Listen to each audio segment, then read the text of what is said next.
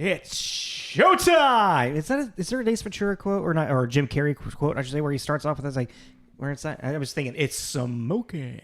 I think because when I think it's Showtime, I think of Eddie Murphy in Showtime with Robert De Niro. That could be it. That I might be thinking that because that's his like. He wants that to be his like catchphrase. I don't really remember that movie. I just remember there's someone on the wing. What's his name? Shatner.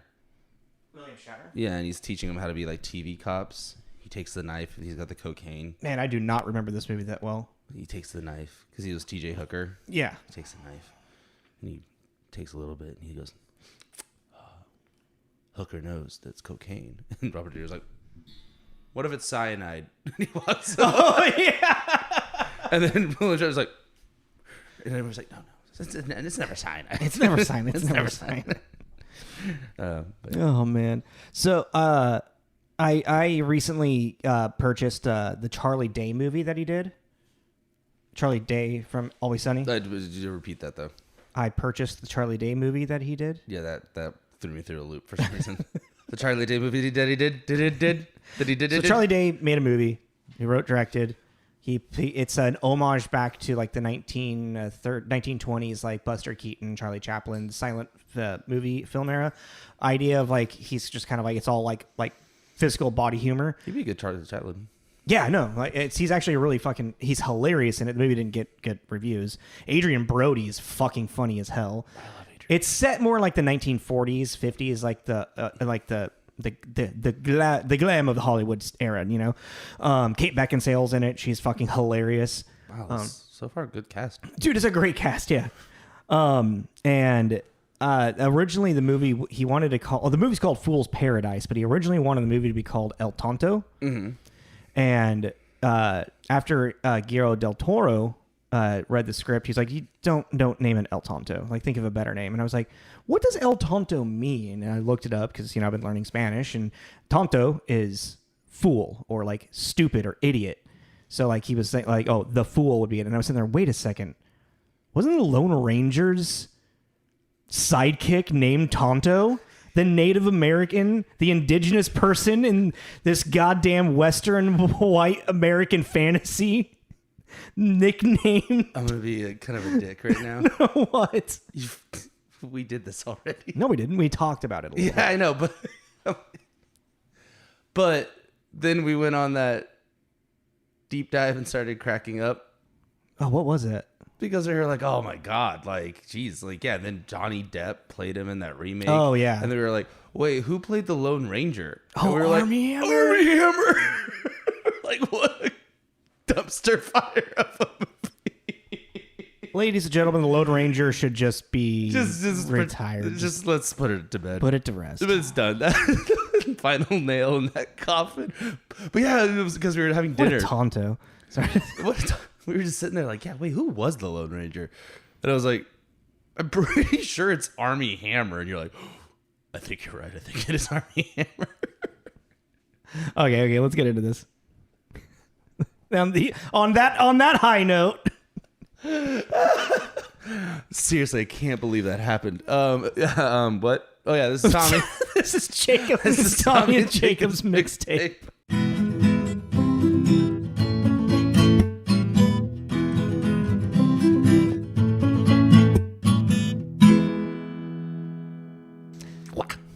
Oh, yeah. Wait.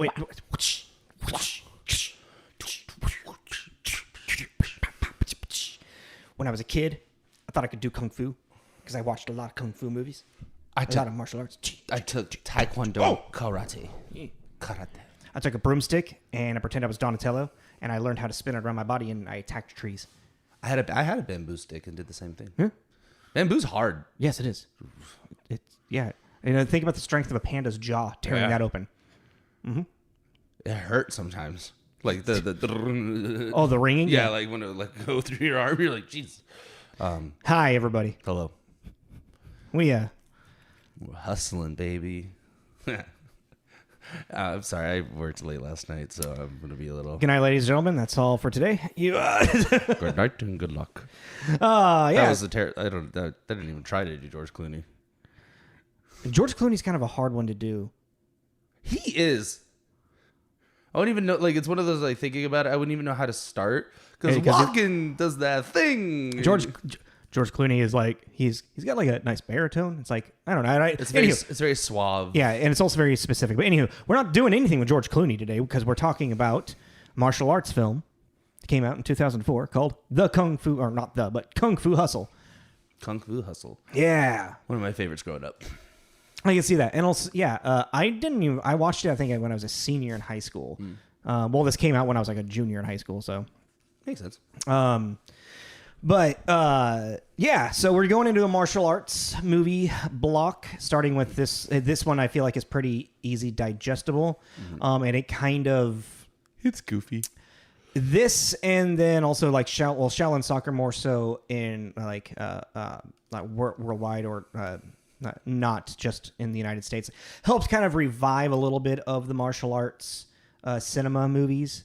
There was because of the stylized nature that Stephen Chow does, so, and this movie kind of helped lead into a new era. I mean, other movies before this as well, but this brought back the comedy of it as well. And,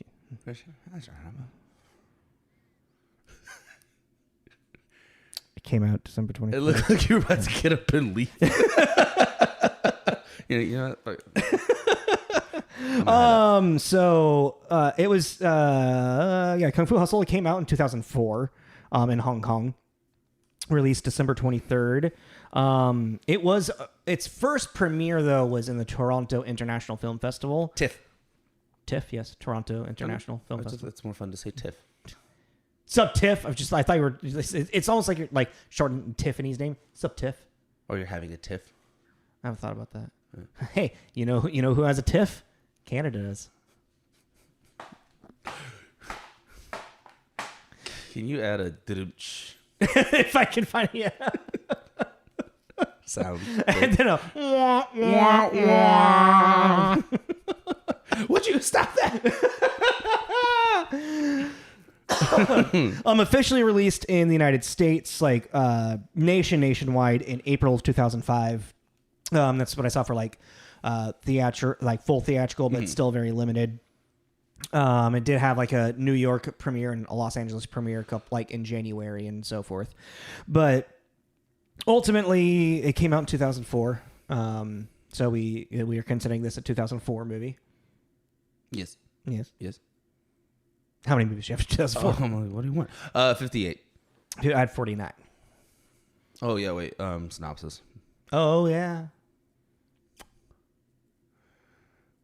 A man pursuing a life of crime finds his meaning in kung fu. Sure. Yeah. I mean, yeah, that's a good way. Yeah. That was all. I forgot to do one. So. I know. So what's funny is like when I start, I'm going to talk a little bit about wuxia, which is the classic form of like Chinese like storytelling for like chivalry and stuff, like and this movie, like when I read the description of it, you're gonna be like, oh, that's exactly what this movie is. In a weird way. But yeah, so this movie was written and directed by Stephen Chow. It's also credited with like 3 or 4 other writers. They all look like they've done like specifically just like Chinese cinema or television. And they've worked on like the Shaolin Soccer and like with Stephen Chow with a lot of other stuff. So yeah, all of the other writing credits I didn't know. Yeah, I didn't. Any of them. The only stuff I recognize is what they had done with Stephen Chow. Yeah. So we're gonna primarily focus a little more for writing and directing and even kind of and starring Stephen Chow, who other than this you might recognize he was also in and did Shaolin Soccer. And which was I thought Shaolin Soccer came out after this, but no, Shaolin Soccer was his his claim to fame. Yeah. And then I remember that one being really goofy. Yeah, I remember when I first saw clips of it, I was like, what the fuck is this crazy movie? And then someone showed me Kung Fu Hustle, and I was like, oh, this is just a new era of movies that it's also just his thing, you know. Exactly, because then 2013 he did Journey to the West, which I've seen. which is the story of the Monkey King, more or less. I mean, it is, but like it's more leading into like who the Monkey King is. I don't fully know the Monkey King lore of Journey to the West very well, but a lot of people really like critically, his movie is pretty critically acclaimed, and all of the martial arts in it is extremely very similar to this. Okay. But then like since it's like based in like Chinese lore and stuff, there's like demons and stuff that these people are fighting and like channeling spirits too and stuff. It's really fucking cool. That sounds cool. Yeah. Like there's this like giant evil fish in like the first sequence that is just like eating children, and the hero comes in to like fight this giant sea monster. It's really interesting. And over the top stylized martial arts like this. I was looking up the pictures to give me any kind of like if I have any real memory of it. Like Journey to the West. Yeah. You may have seen some like clips on like Instagram Reels or something. Like a couple of years ago, there was a reel going around of kind of that the fish like attacking the pier village, the fishing village, and it being like and it's just like posted as like one of the most outrageous fight scenes of all time or something, you know. So I'll show. I'll bring it. I'll show up some stuff after this because you would really like it. Cool. Also in this movie, starring, we have who is billed as Danny Chan, who is apparently he was in Shaolin Soccer as well. He was like one of the lead guys in Shaolin Soccer. Yeah, and he's Bruce Lee in Legend of Bruce Lee. And also in Ip Man 3 and 4. Like he continued like. Actually, looking at him, he kind of looks like a little bit like a young Bruce Lee, actually. I didn't actually look at his... I mean, in this... He doesn't look anything like it in this because of his teeth and his hair. Yeah. I really liked him in this. And I liked both the villains a lot. I thought they were fun. Like, the Beast and him? Yeah, I liked them a lot. But yeah, he just looked... Well, even like, you know, when he... No, the dancing that he does, yeah, no. He plays a gross, like... sleazy, slick, like greasy, like 40s gangster. Yeah, he was cool. I love that the Axe Gang, too. Because, like, especially, like, well, like, there is some, like, firearms in this game, and this is supposed to be set in the 1940s. Movie. Yeah. Huh? You said game. Gang. Oh, gang. Okay. Yeah. Yeah, gang. Continue. Sorry.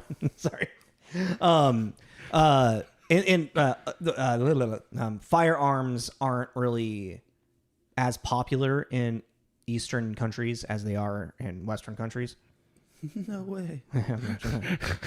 Imagine that. What? Anywho, he said sarcastically.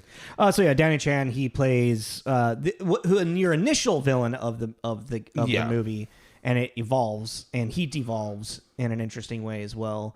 But then you have Yuen, who plays landlord, and then who's in Australia? Is he? Yeah, he's in Shang-Chi. Who's he in Shang-Chi? He is. I really don't remember that movie. Really. If I remember correctly, he is like of like the good guys, like one of the generals, like the one I think he's the one that teaches Awkwafina like how to shoot a bow. Oh, like that end bit. Yeah. Yeah. Okay. Like the only thing I really remember about that is the bus fight scene because that was just dope as shit. So sick. Yeah. But everything else. Awkwafina, who are you? Yeah. But yeah, I just thought it was funny because we did what's his butt last week. The Australia thing. Oh, Baz Luhrmann? Yeah. I was like, oh, that's just weird. Yeah. It's just doing this podcast the amount of times that it somehow like loops together. Yeah. It's almost like there's a limited amount of people that actually work in Hollywood out of the billions of people in the world. What? So yeah, and we have a landlady who is played by Yuen. And yeah, she was for American cinema most recognizable, if anything, from anybody. She was Bond girl in Roger Moore. Which one was it? The Man with a Golden Gun. Was that right? Is that the one? Okay, you recently read that link before I did. I didn't know that Christopher Lee was the villain in that. To be honest with you, I defend Roger Moore because I've seen like some bits of it, but it's the least amount of Bond I've ever watched. Like I've seen a little bit. I've seen more Sean Connery. Pierce Brosnan just bores me now. When I was younger, I liked it. Roger Moore, I like the goofiness of Roger Moore. If that makes sense. That makes sense. Like Jaws, like was one of my favorite villains. The guy with the metal teeth. Anyway, and then playing Beast is Siu-Lung. Leung. Sorry, when you got that Leung, like that gets hard to pronounce in a repeat. And he, after Bruce Lee passed away, he kind of like started starring in a bunch of martial arts films as like a Bruce Lee knockoff. In this Really? in like this like there's a bunch of people that started doing it, but it was called a Bruce ploitation. Like a bunch of martial arts films just started getting made as just repeats of like Bruce Lee's martial arts stuff. Huh, interesting. And if I remember correctly, let me double check. I think he actually studied under the school where the fuck did he go? Here we go. Maybe it was Danny Kwan or Chan. Yeah, I think it was Danny Chan. Yeah, Chan is a practitioner of Jeet Kune Do, which was the martial arts created by Bruce Lee. Sorry, so I was getting those little crossfire.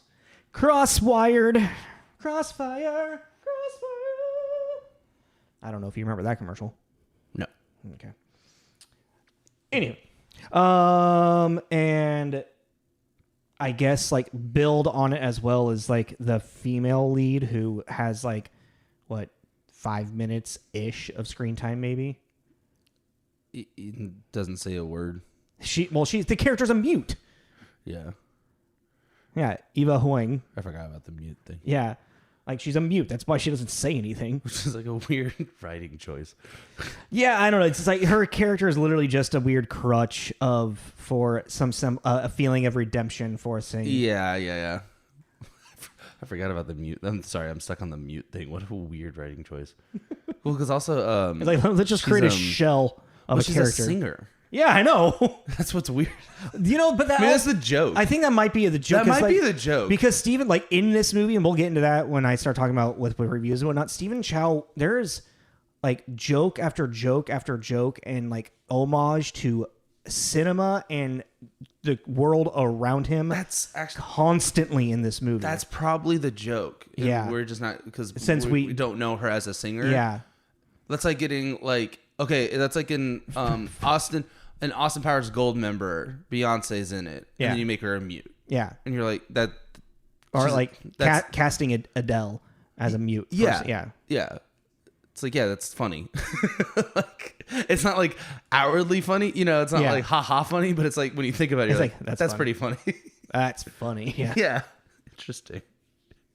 I wonder, God, I would love to like know if that's what the reason is. That I wouldn't be surprised if that was his reasoning, because like especially like looking at just like the choices of humor inside of this movie and how they are very clown-like as well. I see that very much being an actual choice.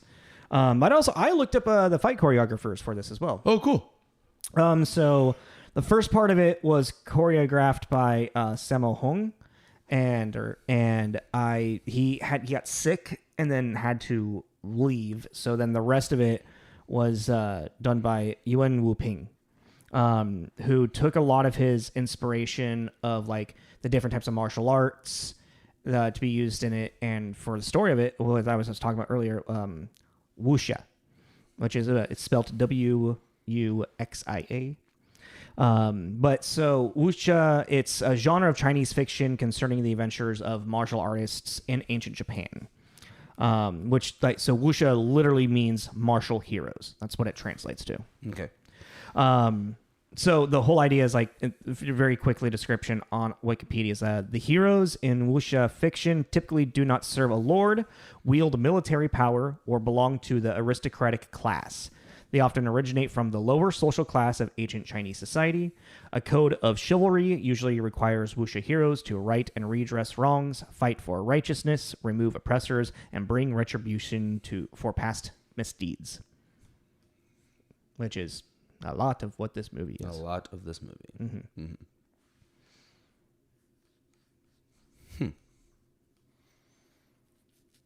Also, thank you for pronouncing it for me. Wuxia? I was reading it and I was like, Oh, and you were like, Wuxia? Apparently, like, to get even more of the pronunciation of it, you're not even supposed to really pronounce the w in most Cantonese. It's more of just a wu. So it would be wuxia.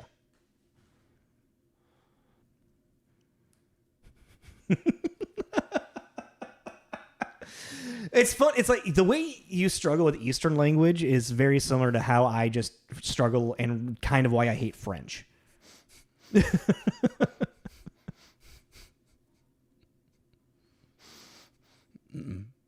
Yeah. I like phonetic. It's weird is that it's for that. Well, I mean, like, yeah. I like, you know, what I perceive as phonetic. That's actually like a lot of Japanese is much more. Oh phonetic, yeah, Japanese is really phonetic. Yeah. It's like, you know, it's the same thing with like Hawaiian. Oh yeah. Very phonetic. It's like, isn't Thai pretty phonetic too? It's just long. Wait, give me a second. Yeah. I'm thinking about what's her butt's name? I don't want to say it. I don't like saying names of people certain. I'm like The person that lets us do this? Yeah. The lady on top, you know? Yeah.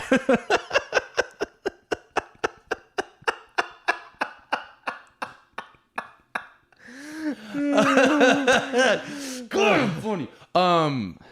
Yeah, I mean, I'm trying to think of like her. Yeah, the the reason I'm struggling is because I'm like, yeah, with this instance, but I'm trying to remember another person's name that is let's not worry too much about it. We can start moving into reviews and stuff. And, okay. Yeah, sorry. I'm sorry. sorry. You got to keep me on track today. I know. I'm struggling. Okay.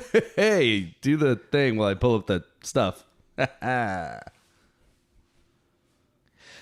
forgot what. Oh yeah. Like.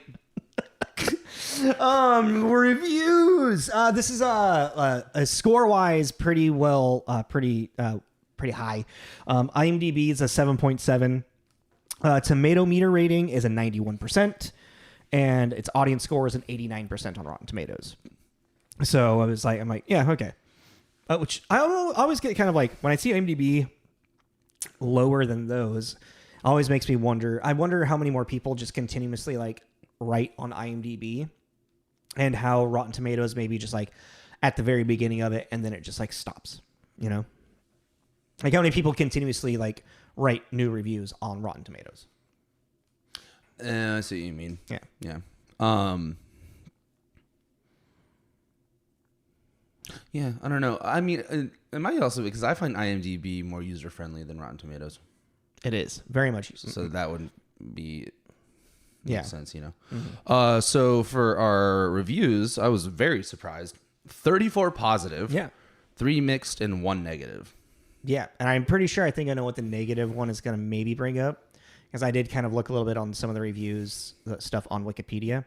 But what I was reading might have lied into a mixed review. So. All right. Who's doing? All right. So 90 out of 100. Karina Chacano at the Los Angeles Times. Brilliantly choreographed and shot, Kung Fu Hustle is often grisly, visually spectacular, and unabashedly silly, sometimes all at once. Mm-hmm. I just like that. It's simple. What was the score, sorry? A 90 out of 100. 98? 90 out of 100.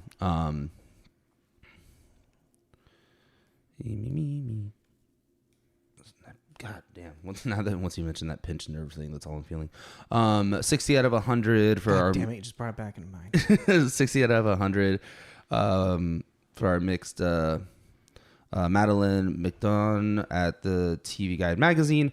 A giant leap forward in Stephen Chow's ongoing assault on Jackie Chan's status as reigning balletic clown master of martial arts mayhem. Yeah, I like that. This extravagantly nutty crime comedy is a work of some kind of genius. Not everybody's kind of genius, to be sure. That one's really, really Yeah, on I thought point. that was super on point. I was Yeah. like, oh, yeah. Yeah. I think this is one of those you love it or you hate it kind of things. And if you don't like it, then I don't want to be friends with you. I'm joking. I get, but that's the thing is like I get not liking it. Yeah, I know. I could totally see someone Yeah. being like, "This is just a little weird, over the top." And then the one negative, I like that. I'm like, all right, cool, easy. 30 out of 100. Anne Hornaday at the Washington Post for all its Stylistic. stylishness, Oh, deliciousness. stylishness, verve, and moments of visual poetry. The relentless, punishing slapstick and overall cruel tone left me cold. Yeah. Okay. Yeah, I can see someone kind of like getting that vibe from it because like your arc from Sing is kind of one dimensional in a really weird way and kind of comes suddenly, and then the prospect of hope at the end of it is it feels almost forced, disjointed. It's just strange. Well, also like with the cruel tone, it's like throughout the movie there is like straight up cold-blooded murder happening. So it's like, which is like weird. I mean, that's the life of a martial artist, man. It's like, I forgot this was rated R. Oh, because of how much violence is in it? Yeah, well, because I when I think of it and just off the top of my head, I'm like, oh, it's slapsticky, goofy, Looney Tune. But then it's what it is. It's Looney Tune, but live action. Yeah. So Yeah. the anvil crushes the head, Yeah. like, but yeah, so I get that, but so those are the reviews. Word. Yeah. Definitely. So probably what I was looking at is like, because one of the things that by the end of the movie, which I do say I really enjoy this movie, and I think it's a fun and easy, digestible watch for me at least, because like the only thing that comes out of left field is Sing all of a sudden being a martial arts Yeah, that was master. It's weird. Becoming just all of a sudden he's a master because his chi flow was unlocked by the beast. And that's the sudden arc, and that's the only arc really in the movie. Well, it's also like the last 30 minutes. Yeah. It really just comes out of left field. Which is because it's like, and what it is, it's like, because he's spent his entire life where he's like, I want to be a villain, I want to be a bad guy. Also, the fact that they just keep saying, I want to be a bad guy, just like this awareness of like, even like, Danny Chan brother Sum. Brother Sum, yeah. And he's like, we're the bad guys. We're not supposed to get beaten like that. It's like, it's so aware of itself that it's just like, I find that really amusing and cheeky. It's a very, very much an Eastern style of writing and comedy as well. It's like it's imprinting on itself, or not imprinting on itself. Insinuating. It's meta.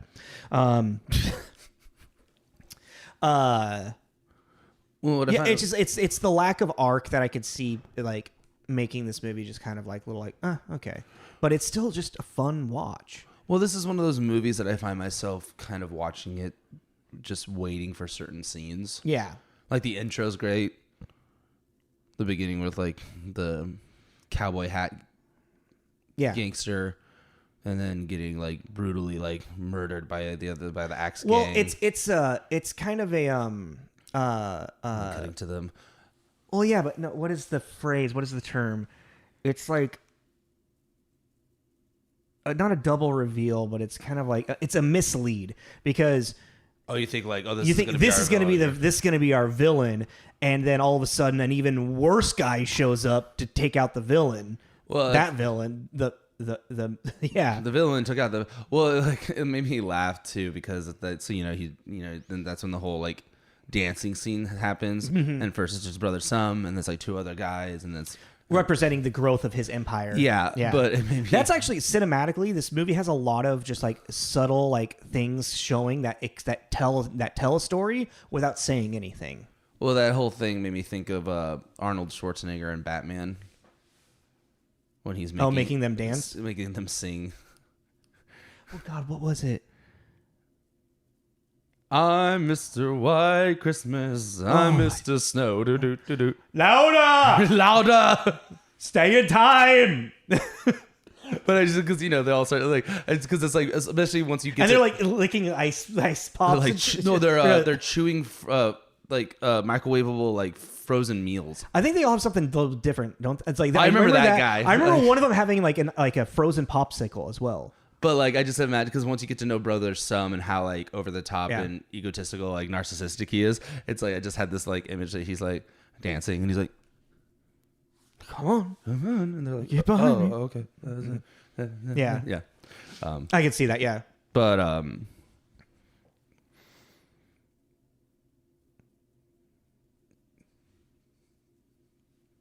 lost it.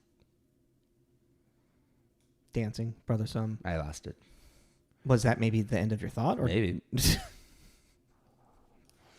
I don't know. So I really like how he comes in and he kills the bad guy. The bad guy kills the bad guy. Going back to what I was saying.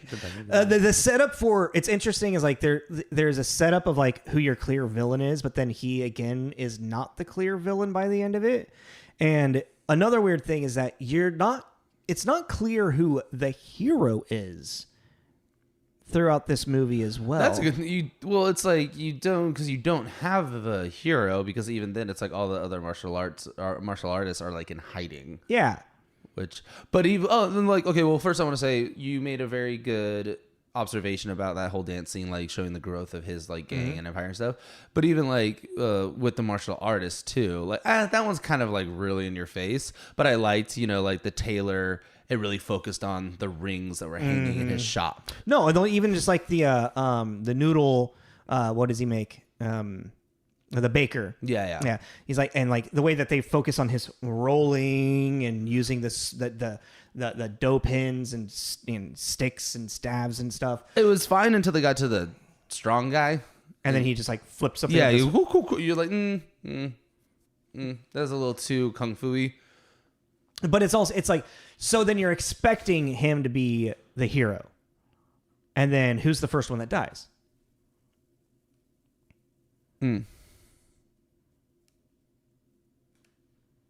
So there's a lot of like Stephen Chow wrote a lot of just like swerves, misdirections in this, and leading up for him to have his redemption and being the hero with the Buddhist palm strike. That's what's that man. I kind of wish he did a little bit with that ending. That's kind of the bummer to me because even there's like just like great scenes like the scene with Beast meeting the landlord and landlady and that whole interaction of them at the table. Yeah, it's just a cool scene. Like everything about it, like the way it's shot and their mannerisms and their conversation and just that kind of like super casual way about talking about basically killing each other. I was like, this is cool. Yeah, this is a cool scene. But yeah, Mr. Beast was sick. I loved his whole. I love when he actually releases does his actual martial power, his like master power. Is the frog? Yeah, the toad. Let's go with Toad. Yeah, it was Toad. Also, did you notice that there was a bunch of toads in when he got broken out of the asylum or whatever? And then also the clear callback to The Shining with the blood. So, okay, that's actually through this entire film. Like this film, honestly and strangely, feels kind of like a love letter from Stephen Chow to like movies. Yeah, it is. It really is. Like, that's what's cool about it. Like, no, I'm sorry. That's I noticed a couple pandering, but the amount that are actually in this movie are ridiculous. So from let's see, there's an entire on Wikipedia references to other works. Wait, pause. What's up? Are you gonna pull it up? Yeah. It's like I'm not gonna read the whole. No. I want to have thing. it. I want to also. I want to figure out how to do that again. Casting thing, so we can just do that together. Because here's a big one that I noticed. Obviously, I brought up the Shining one.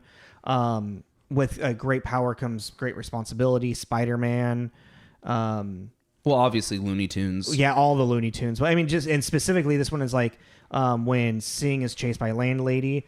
Is homage to Wile E. Coyote and the Roadrunner. Well, totally, but also just the movie, the stylized violence is you know, when the beast beats him up, he's like literally his head is going into the ground. Yeah. It's really violent, but it's very Looney Tunes. Very, very Looney Tunes. Landlady says at one point, tomorrow was another day, which is a line from 1939, Gone with the Wind. Man, let's see. There's, I'm just trying to look at quick ones here. The dialogue that the beast says while negotiating with the Axe Gang for killing landlord. Then, young friend, I will make you an offer you cannot refuse. The Godfather. Then landlady's comment to brother Sum, we brought you a gift you cannot refuse, which is obviously the same parody. But then great power lies great responsibility. Yeah. The Matrix, like the fight at the end with Sing is reminiscent, and also Siu-Lung. Oh no. He did fight choreography for Matrix. Are you gonna say that it's reminiscent to the Agent Smith thing? Because it's really reminiscent to the Agent Smith thing. The hundreds of gangsters imitates the fight between Neo and hundreds of agents in The Matrix Reloaded. God, that was so fucking stupid. Yeah, but it was great in this. Yeah, no, because it was funny. Mm-hmm. The Matrix took it seriously. I hated that. The scene in which the Beast prompts an Axe member to punch him harder is reminiscent of a similar scene in Raging Bull with Robert De Niro's character prompting Joe Pesci's character. Like, it's... I'm sorry, I'm imagining... The scene in which the landlady confronts Brother Sum in the back of his car is homage to Bruce Lee in Way of the Dragon, where she cracks her knuckles and gives him a quick upper nod to the mafia boss, telling him to back off. Yeah, dude, like, it's like, even just like when Sing is like trying to steal the money from the ice cream cart girl who happens to be the lollipop girl from his past, where he decided he wanted to become a villain, bad guy, after he got peed on. And like they like, oh god, what was that top top hat, a copper hat? Oh fuck, they pose perfectly matching a 1940s like a Cary Grant, was it, movie poster? This should be your promo. It was just me stuttering over and nothing. No, because out of context, you sound like a crazy person.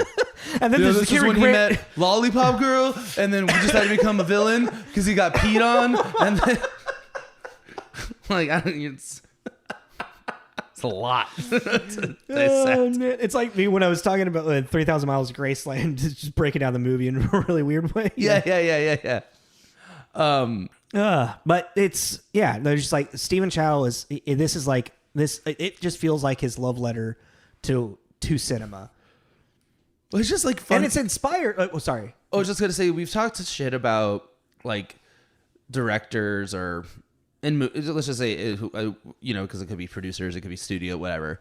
But these scenes in these movies that feel like someone just went, I want there to be this. And you're like, you're doing that thing I hate. I know. I noticed that your camera is like really crooked somehow, and I don't know. It looked fine on my phone, but now I'm not sure. So anywho. Okay, you're doing that thing looking over my shoulder. I hate that. What's funny is I was looking over your shoulder in the camera, and I felt it. What was I saying? Oh yeah. There's these like moments in movies where they're like, I want this, and you're sitting there like, why did you do that? Like, you could tell that they just wanted to put in a cyborg, But this movie, and now he fights a giant spider. Yeah. And Kevin Smith's like, ooh. Okay, can you unlock the door? Superman never fought a giant spider. Now he will. But with this movie, it feels like that, but it works. No, because it feels like that because that's what a lot of this movie is for Stephen Chow to just like be able to, like, this is. I mean, he said when when did Matrix Reloaded come out? 2001 or 2. Really? It's that old? Well, Matrix came out in 1999. Fair. God damn. And then what was the third one? Revolution. What was the fourth one? Resurrection. Yeah. Okay. Am I right? I think it's Revelations. I know. Oh yeah, I think it's Revelations. And I want to say that came out in like 2004. They were like two. They're all R's, right? Yeah. Reloaded, Yeah, because of the violence. Oh, yeah. No. Well, other than the first one, yeah. Yeah. Yeah. Oh, okay. Sorry. But yeah, like even that, like I think it's because of the fact that it's also they're homages as well. Because like I love that scene where he's like well, because even then it's like that whole end fight scene is Kill Bill meets Matrix. Yeah. Because they have that kind of crazy 88 look with the suits and everything, the all matching thing. But I love that when he's like fighting while and it just cuts to the rooftop and that you just pew, the guys are pew, They come up, pew, and then they all. I thought I was like that's fun, which like it also it's so reminiscent of just like anime Eastern animation. Yeah, it's like it's a live action anime in a lot of ways, you know. Yeah. Like One Piece, because you know, even in the like, I don't know, it's like just like think about like just the over the top, even just like reactions, like in their face. Oh yeah, like some getting hit in the head and bleeding, looking right at the camera and like screaming as then the blood comes down. Or like my favorite moment in the entire movie is when Singh shows back up and he's gonna kill Landlady. And he has the knife, and he throws the knife, and it bounces back and hits him in the arm. And then his sidekick, like, stabs him, and like it's just like everything. And then he pulls it out and puts it back in. Yeah, and he's like, "Oh, where'd the handle go?" And he's like, "I think I'm just gonna go home." And he grabs the cage of, the cage of snakes, lifts it up, and pours them all over Singh. And Singh's like, "Oh." That's funny. I was just thinking about then right after that. Is your lead into he might be a kung fu master? Yes, because you actually see him like That's kind of the weakest point of this movie. Him being the kung fu master, with no real. Well, you have that flashback of the old street dude being like, "Oh, your chi flow was blocked. Ha ha ha ha ha ha! By this thing, I'm going to rip you off." Which then didn't rip him off. But did he? He's a secret kung fu master. And then he has more pamphlets to sell the snotty kid at the end, which was gross. Yeah, I didn't care for that. I didn't care for that at all. I feel like that's also another just like there's images and moments that I recognize that I've seen in Eastern cinema and Eastern animation throughout the years of me ingesting it that I've never really understood. But I know it's just like a just commonplace in it. So like the kid who's like shampooing himself and like his ass just hanging out while he's that's the entire movie. Yeah, that's a thing. Like I remember that in Shin Chan. I remember that in some other like Chinese movies I've seen. Like it's just like it's a comedy thing that's an ongoing, a reoccurring thing. So and like the kid with the snot running down his face is a very commonplace like image in Eastern like humor and whatnot. Yeah, this is just kind of a giant homage. It's just with a fun story in it. I mean, it's like it's a very simple hero redemption story. Also, like what's really cool was his metamorphosis. Even though sudden, I really liked the imagery of the butterfly coming out of the cocoon. Well, yeah, and then suddenly he's like clean shaven and his hair's all straightened. That's what a butterfly does, Butterfly sets as a caterpillar and grossly turns into something else. Did you know that a caterpillar literally just turns into gel in the cocoon and then reforms into that thing? Didn't I hear about that study they did? No. They like. Oh, is it something about its mental state? Well, they like a caterpillar. They would do like this little. They would give it like spray a fragrance and do a shock.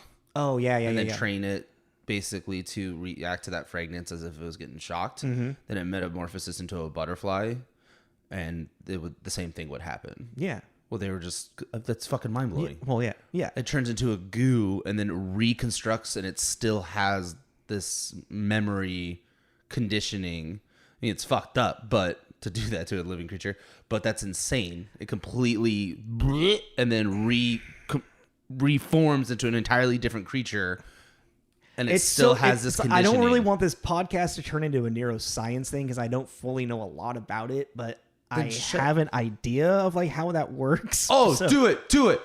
What if you're totally wrong? That'd be awesome to get that on camera. Well, because I don't know the proper stuff, because I know that, like, as humans, our brains work in mysterious ways. It's the way that the neuropathic ways work is I don't know how many different ways there are, but I know like ours and a bird's brain work on 2 different ways, and like on how it's like how like neurons are transferred and fire off in the brain.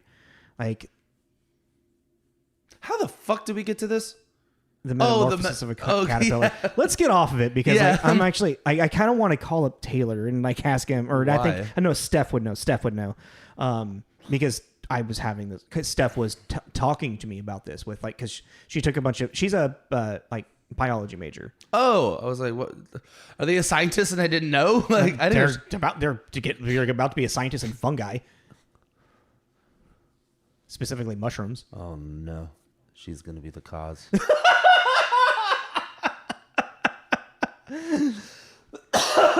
No, she won't. She's gonna be the cause of it. She's gonna taint the bread.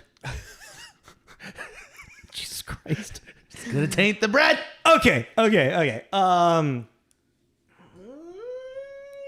are we at? We're at like 46. We'll probably start wrapping it up ish. Yeah, because I can't really think of much to like, because like you're saying, it's such a simple movie. It's really just like a lot of it's just the visuals. The martial arts and the choreography, that's why I really wanted to look up who the choreographer was. That's the thing, though. I was going to say something that kind of bugged me is when they're actually doing fighting, I like the choreography. Mm-hmm. But then when it gets to that crazy over the top, like Dragon Ball Z stuff, it kind of takes me out. But I have to remember that's kind of the point of the movie, point of it, yeah. You know? Because is that it's what Stephen Chow is doing is that extreme stylized idea of like making like it's this feeling of, you know, like reading about these martial arts heroes of the past and how they felt like in the stories they feel like superheroes, and that what they would be doing would be these magnificent feats that humans can't attain. So he's taking that and exemplifying that and turning it up to 11. Hark back to Spinal Tap. But these go up to 11. I want to watch that again. I mean, I definitely enjoyed it more as a kid, but it's still, like I said, it's like there are just, I find myself like waiting for scenes. There's definitely like more like the baker who's they keep calling a fairy, and he's all like, oh yeah, and just like runs, and he's like, they're like, and your red underwear, what's wrong with you? And he's like, there's nothing wrong with being good at martial arts. Like, he's just like a complete fairy. over the top, like, yeah, which is I mean, caricature of. Well, I mean, but that's even the thing. All these like, but that's also like his like all these characters are like caricatures. His over the topness of even that made me feel like I was watching like Samurai Champloo. Oh, yeah. You know, who was your favorite character in this? Yeah, mine's Landlady. I was gonna say, I think Landlady's up there. Even like actually, Landlady and Landlord. Yeah, I was just like, no, they're like their relationship. I love how, dude, when she pulls out the fucking slipper, just starts beating. It's so fucking funny. It's a real Asian mom move. But the slipper. No, just like their relationship in general. And then also when she's like, lipstick again. Like. Yeah, and also with Landlord, he just has this great smile. He's sleazy, like you can feel the sleaziness on him. But it's interesting is that how like sleazy the Landlady and Landlord kind of are. Like they're kind of slumlords. Yeah. You know, well, not kind of, they definitely are. But like they're also trying to protect the city or this town as best as they can, while by hiding out. You know, like yeah, they send away the other masters, so then, you know, stuff doesn't try to come. But yeah, it's. Well, that's another. It feels like the movie feels strangely misguided because of these revelations of people that are like martial arts masters, but it's also that whole thing like this martial arts master would want to be in hiding, you know. Like, well, yeah, but it's also like it just. I was thinking about the ending too. It's like he learns this like power of a god, basically. Like this. He comes up, sees Buddha, tips on a hawk or an eagle or whatever the fuck it was. Good. But then like Mr. Beast, who's like this convicted murderer that kills people just to like find his ultimate opponent, challenge, yada yada yada. Who's also kind of who's a slime ball even more himself. He's a cheat. He's like I give. You've beaten. Yeah, me. he's twice. You know. Stabby. But then the fucking hero offers to Stabby, teach him. Stabby. He offers to teach him.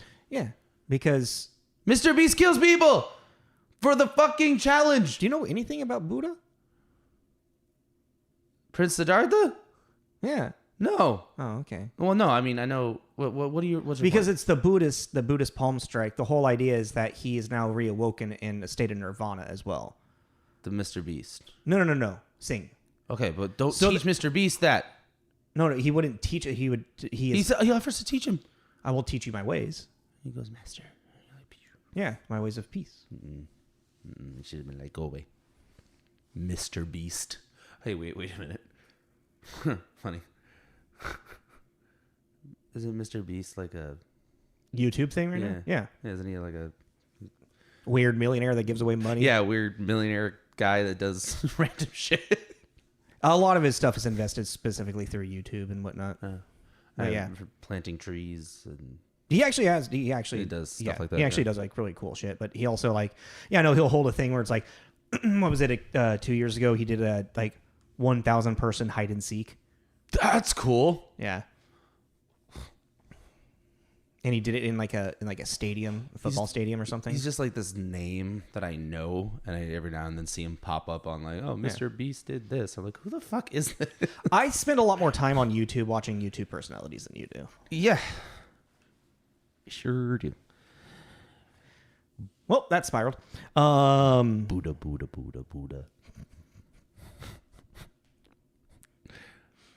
Buddha. Mm-hmm. My dad has a big porcelain Buddha in his house. Not big. Appropriation much? That was a jump. I don't know. Does your dad practice Buddhism? No. Oh, now, yeah, I think now actually. Oh, really? I think so. Yeah. Oh, that's cool. I think. No, he's just an art collector. Yeah, I know. He's an art collector forever. Anywho, okay. All right, so that was Kung Fu Hustle, ladies and gentlemen. It's fun. It's enjoyable. I like it. I give it a 3.5. Nah, 3. Yeah? Hmm. All right. 3.25. 3.144. Wait. Oh, no. 3.13333 repeating. What? Huh. What? No, I just saw that there's games.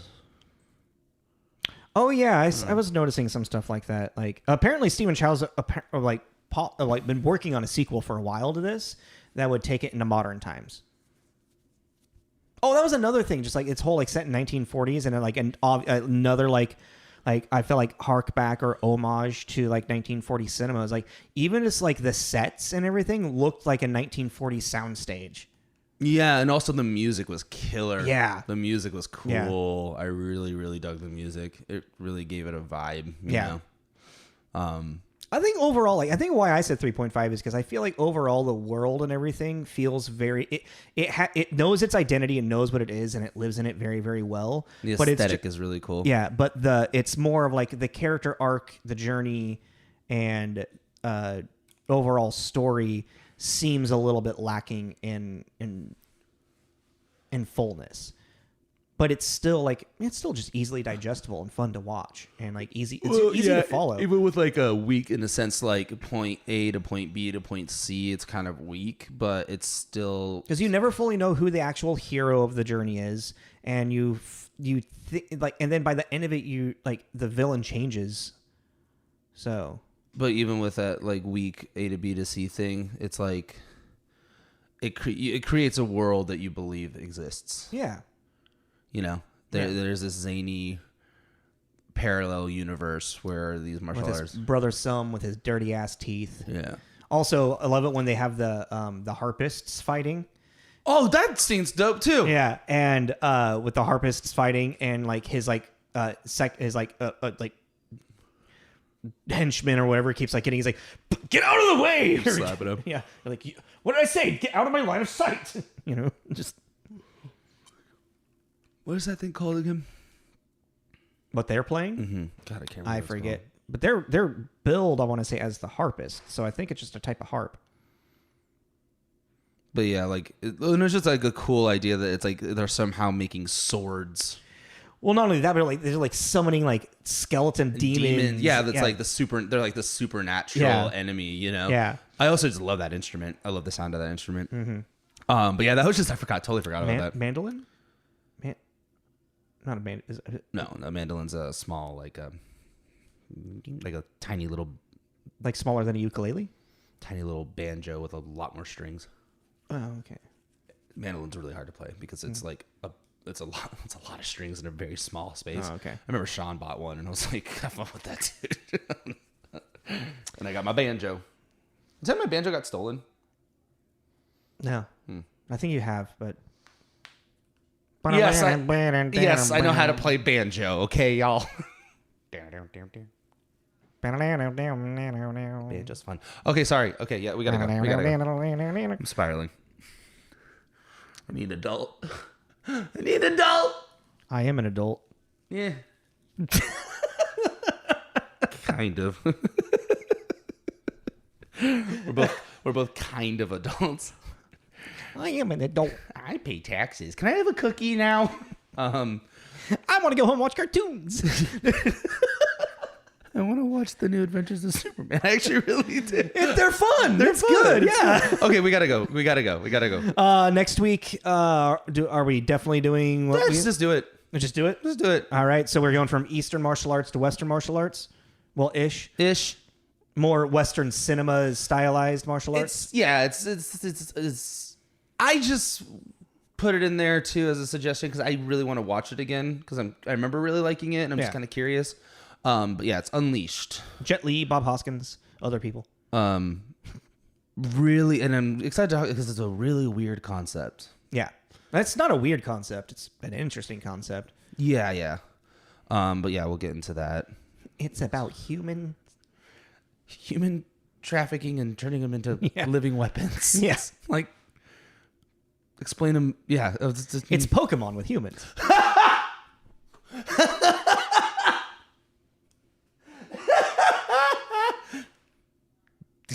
Yeah.